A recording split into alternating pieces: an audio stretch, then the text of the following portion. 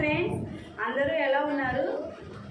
అందరూ నన్ను క్షమించండి ఫ్రెండ్స్. ఇన్ని రోజులు మీ మధ్యలోకి నేను రీల్స్తో మీ మధ్యకి రాలేకపోయాను. ఎందుకు రావట్లేదని సిస్టర్ వెంకటలక్ష్మి, భాగ్యం ఆంటీ వీళ్ళందరూ అడిగారు, ఏంటి సిస్టర్ మీరు వీడియోస్ చేయట్లేదని. నాకైతే కుదరలేదు ఫ్రెండ్స్.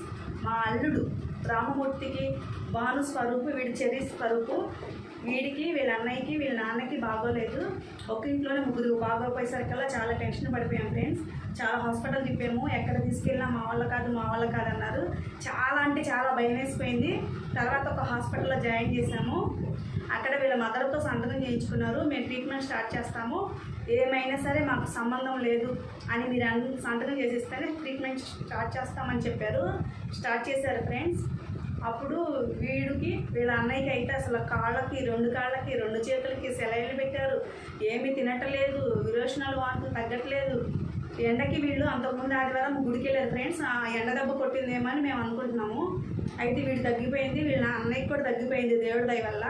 వీళ్ళ నాన్నకి ఐసీయూలో పెట్టారు, ఇప్పుడు జనరల్ వార్డుకి షిఫ్ట్ చేశారు. వాళ్ళ నాన్నకు కూడా తొందరగా కోలుకుని ఇంటికి రావాలని కోరుకోండి ఫ్రెండ్స్. ఆయన పేరు రామమూర్తి. వీళ్ళ డాడీ మాకు చాలా క్లోజ్, అంటే అల్లుళ్ళలాగా కాదు కొడుకులాగా ఉంటాడు. నన్ను అక్క అని పిలుస్తాడు. వీళ్ళు కూడా మంచి చిన్న బుడ్డోళ్ళు. హాయ్ ఫ్రెండ్స్, అందరూ బాగున్నారు ఇప్పుడు.